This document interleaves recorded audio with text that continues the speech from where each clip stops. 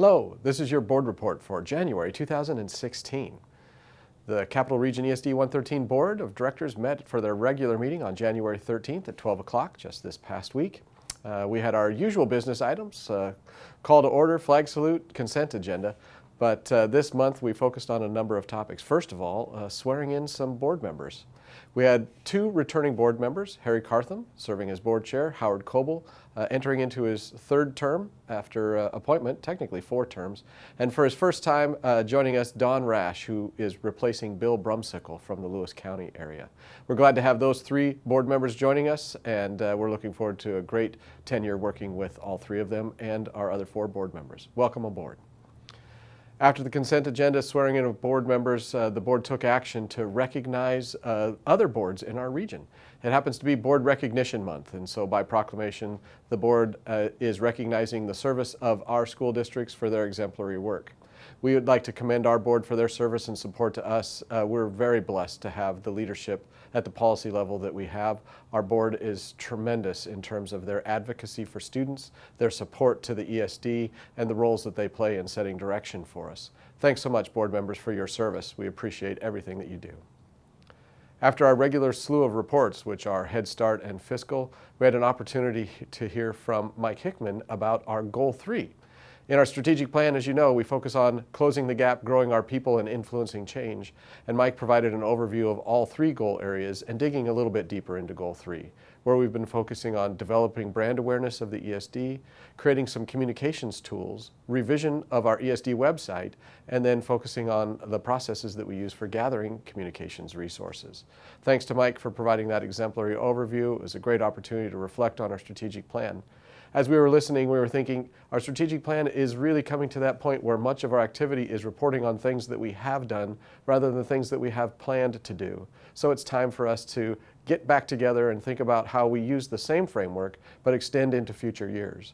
So the board will be offering some opportunities for input as we move forward over these next few months, a chance for staff input and others to think about where we move in terms of closing the gap, growing our people, and influencing change.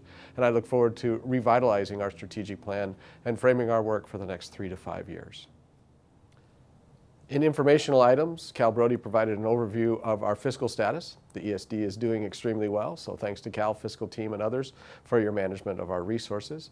Sandy provided an overview of our Head Start program and focused in on some policy revisions that are moving forward through the Policy Council. We're very appreciative of the leadership of that group and their work with our board as they frame policy for our Sound to Harbor, Head Start, and ECAP program. The board took action on a number of items, the first being the reorganization of the board. Each January, we review the roles of our board members and identify who's going to be assuming leadership responsibilities. Harry Cartham continues as board chair. Alan Jones will be our vice chair. Rick Anthony is the representative to the Association of Educational Service Districts, and Alan Jones has graciously assumed the role of liaison to the legislature. Diana Goldie was reaffirmed in her role of support to the Head Start ECAP program and serving as a liaison between our board and their boards. Other board member positions will continue to evolve as they assume leadership responsibilities in the area of finance, strategic planning, and community relations.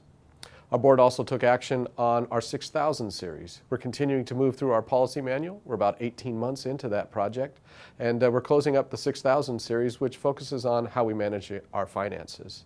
So thanks to Cal Brody, Chris Russi, and others who've been working on that portion of our policy manual.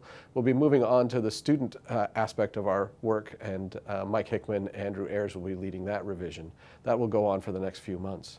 We anticipate concluding the review of our policies by December of this coming year, and we are very thankful for the support that's been going through that process. It's been nearly a decade since we reviewed our policies. In terms of reports to the board, Rick Anthony was absent, and in his absence, we shared a little bit of news from the Association of Educational Service Districts. This coming April, during our statewide conference, the board members will be meeting to approve a revision to our Constitution, or at least act on a proposed revision to the Constitution, which will include changing the executive director's term of office to 2 years. In terms of board reports to our board, Rick Anthony was absent, but in his absence, we shared some changes that are going on with regard to the Association of Educational Service Districts. At our upcoming meeting this April, the boards that will be present will be voting on proposed changes to the Constitution. The primary change is to review the association's executive director position and extend that term of office to 2 years. There was no legislative update. The legislature is just beginning this session, and all indicators are that this will be a typical 60-day session and not looking to be beyond those days, and very little action is anticipated. We're hopeful that the legislature will take up some of the challenges of the McCleary decision and look at school funding, but most importantly, and on everyone's radar, is an upcoming levy cliff, where next year we begin to ratchet down the amount of levy authority that districts will have. So we're hopeful that the legislature will extend that until the McCleary decision is fully enacted and there's been funding changes finally approved.